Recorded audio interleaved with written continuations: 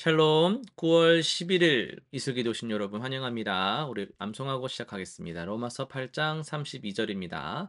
자기 아들을 아끼지 아니하시고 우리 모든 사람을 위하여 내주시니가 어찌 그 아들과 함께 모든 것을 우리에게 주시지 아니하겠느냐. 한 번 더 합시다. 자기 아들을 아끼지 아니하시고 우리 모든 사람을 위하여 내주시니가 어찌 그 아들과 함께 모든 것을 우리에게 주시지 아니하겠느냐. 아멘. 예, 오늘 우리는 사무엘하 6장, 고린도전서 16장, 에스겔 14장, 시편 55편을 경건이라는 관점에서 살펴보겠습니다. 사무엘하입니다. 다윗이 하나님의 궤를 예루살렘으로 옮기는 과정에서 보여준 진정한 경건의 모습을 우리는 보게 됩니다. 우사의 그 죽음을 통해 하나님의 거룩하심을 깨달은 다윗은 하나님 말씀대로 레위인들이 궤를 메고 가도록 했습니다. 그는 하나님 앞에서 힘을 다해 춤추며 기뻐했는데 이것은 체면이나 위신보다도 더 그 하나님을 더 크게 여기는 그런 마음에서 나온 것이죠. 미갈의 비난에도 불구하고 다윗은 하나님 앞에서 더욱 낮아지겠다라고 말을 합니다. 참된 경건이 무엇입니까? 하나님의 말씀에 순종하고 하나님만을 높이며 자신을 낮추는 겸손한 마음에서 시작되는 것입니다.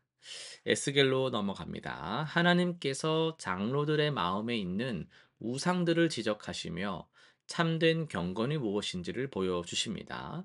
겉으로는 하나님을 막 찾는 것 같은데 마음에는 다른 것들을 섬기고 있었던 그들의 이중적 모습을 보게 됩니다. 하나님은 이런 상태로는 응답하지 않으신다고 말씀을 하십니다. 참된 경건은요, 마음의 그 중심에서부터 시작이 되는 거잖아요. 하나님만을 사랑하고 하나님만을 섬기며 다른 모든 것들을 하나님보다 낮은 자리에 두는 겁니다. 그러니까 세상의 일들을 아예 끊어라 하지 않는다. 세상과 구별 뭐 아예 동떨어져라 이런 게 아니라 세상의 가치관을 하나님보다 앞세우지 않고 그것을 수단으로 사용하는 이제 그런 우선순위의 문제란 말이에요. 우상은요, 반드시 물질적인 것만은 아닙니다. 하나님보다 더 사랑하고 의지하는 시간 많이 쓰는 뭐 그런 모든 것들이 이제 우상이 될 수 있잖아요. 그래서 진정한 경건은 이 마음에 있는 하나님보다 높아진 모든 것들, 즉 우상들을 제거하고 하나님만을 왕으로 모시는 것이다라고 할 수 있습니다. 시편으로 넘어갑시다. 다윗이 극심한 고통과 배신 속에서도 하나님께 부르짖는 모습에서 참된 경건을 우리는 배우게 됩니다. 가까운 친구의 배신으로 인한 아픔이 크지만 그는 하나님께 자신의 마음을 쏟아 놓습니다. 내 짐을 여호와께 맡기라 그가 너를 붙드시고라는 이런 고백은 어려움 중에서도 하나님을 신뢰하는 경건한 믿음을 보여줍니다. 참된 경건은요, 형편이 좋을 때만이 아니라 절망적인 상황에서도 하나님을 바라보고 의지하는 것입니다. 우리의 모든 감정과 상황을 하나님께 맡기고 그분의 도우심을 구하며 끝까지 하나님만을 신뢰하는 것이 진정한 경건의 모습입니다. 오늘은 고린도전서 16장 1에서 4절을 중심으로 해서 진짜 경건은 이런 것입니다. 라는 제목으로 말씀을 전하도록 하겠습니다. 어, 이런 고민을 이제 가지시는 성도님이 계세요. 어, 내가 기도도 아침 기도도 하고 성경도 잘 읽고 예배도 안 빠지는데 왜 내 신앙은 잘하는 것 같지 않을까요? 뭐 이런 고민을 가지신 분이 이제 계세요. 근데 뭐 이거는 뭐 누구의 고민이 될 거 없이 뭐 많은 성도들이 할 수 있는 보편적인 질문들이죠. 그래서 우리가 고민하게 되는 거예요. 과연 진정한 경건은 무엇입니까? 라는 거죠. 오늘 본문을 보시면은 바울이 매우 실용적인 이야기를 합니다. 이 예루살렘 교회가 경제적으로 어려움에 처해 있으니까 도와달라는 건데요. 어떤 분들은 이런 말씀을 읽으면서 이게 무슨 영적인 말씀이야. '아유 또 도와달라는 그런 요청이네.' 막 이렇게 생각할 수도 있거든요.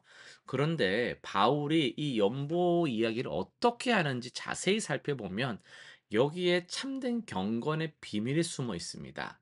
먼저 바울은 매주 첫날이라고 말을 하잖아요. 이것은 주일마다, 즉 이 정기적으로라는 의미가 들어가 있어요. 그러니까 진짜 경건은 갑자기 팍 뜨거워지는 감정이 아닙니다. 마치 양치질 같은 거예요. 매일 양치질을 하듯이, 매일 밥을 먹듯이 이 삶의 패턴이 되는 거예요. 어떤 분들은 특별한 은혜를 받았을 때만 딱 헌금을 하시는 경우가 있는데, 바울은 그런 것이 아니라 그렇게 특별한 이벤트만을 하나님의 역사라고, 감사의 포인트라고 잡지 않는 것이 좋다고 말을 하는 거예요. 매주 꾸준히 하나님께서 주신 복을 돌아보며 나누는 것이 경건입니다. 요즘 배달 음식 같은 거 많이 먹잖아요. 그 학생들이 이런 이제 현상이 일어난대요. 너무나도 손쉽게 어 배달 음식을 통해서 많은 음식들 접하게 되다 보니까 주로 배달 음식이 짜죠. 달고 맵고 막 자극적인 것들이 많단 말이에요.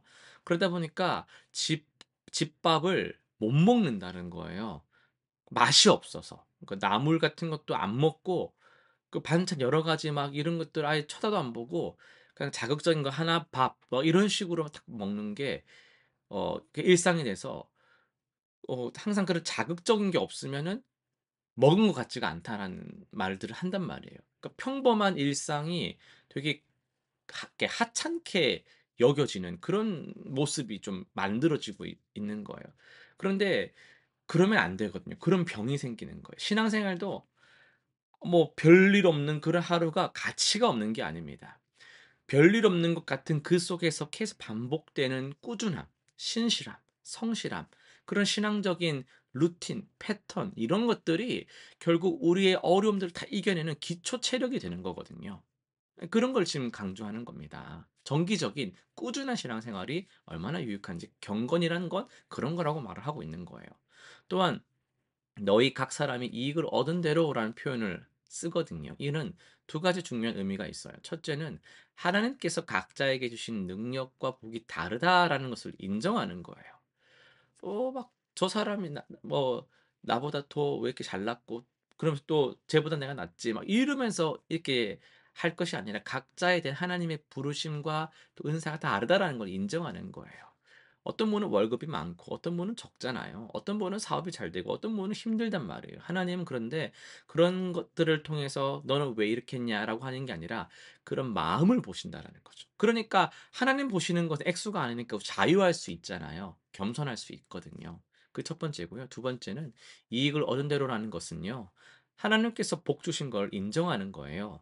우리가 번 돈, 우리가 가진 것들 모두 하나님께서 주신 선물이라는 고백이거든요.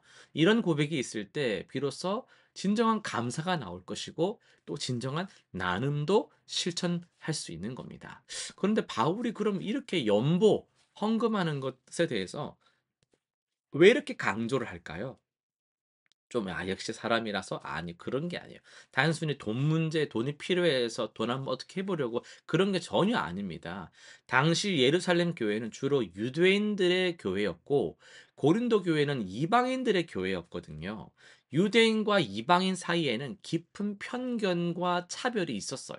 하지만 예수 그리스도 안에서는 하나잖아요. 바울이 원하는 것은 단순히 뭐 기금 마련, 돈을 모으자 이런 차원이 아닙니다. 그리스도의 사랑으로 민족과 문화의 벽을 넘어서 하나 되는 공동체를 만드는 것이에요. 이것이 바로 하나님 나라의 모습이거든요. 서로 다른 배경을 가진 사람들이 하나님의 사랑 안에서 서로를 돌아보고 섬기는 그런 공동체 말입니다. 여기서 우리가 절대 놓치지 말아야 될 것이 있는데요.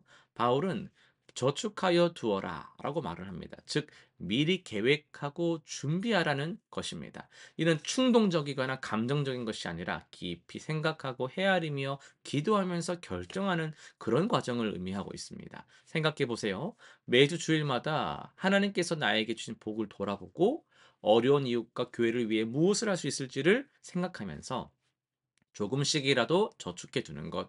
이런 삶의 패턴이 바로 경건하다라는 것의 의미입니다. 이는 단순히 돈의 문제가 아니라 초월하는 거예요. 하나님을 향한 사랑이 이웃을 향한 사랑으로 자연스럽게 흘러가는 것이죠. 사랑하는 성도 여러분, 진짜 경건은 교회 안에서만 보여지는 그런 외적인 거룩함이 아닙니다.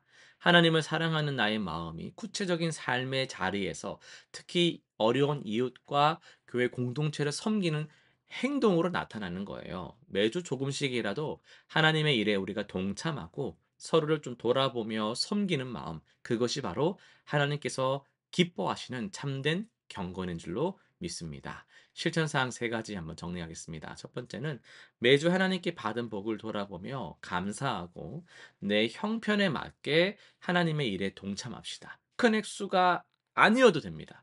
그게 중요한 게 아니라고 말씀을 드렸잖아요. 꾸준히 하나님 나라 확장과 어려운 이웃을 위해 나누는 삶, 그 중심을 주님은 기뻐하십니다. 두 번째, 교회 공동체 안에서 서로를 돌아보고 섬기는 일에 적극 참여해 보시기 바랍니다. 물질뿐만 아니라 시간과 재능으로도 하나님의 사랑을 실천하면 좋겠습니다. 세 번째는요, 경건의 삶이 일시적 감정이 아니라 지속적인 삶의 패턴이 되도록 해봅시다. 매일의 작은 순종과 사랑의 실천을 통해서 하나님을 기쁘시게 하면 좋겠습니다. 기도하고 마치겠습니다. 하나님 아버지, 진정한 경건이 무엇인지 깨닫게 하시니 감사드립니다.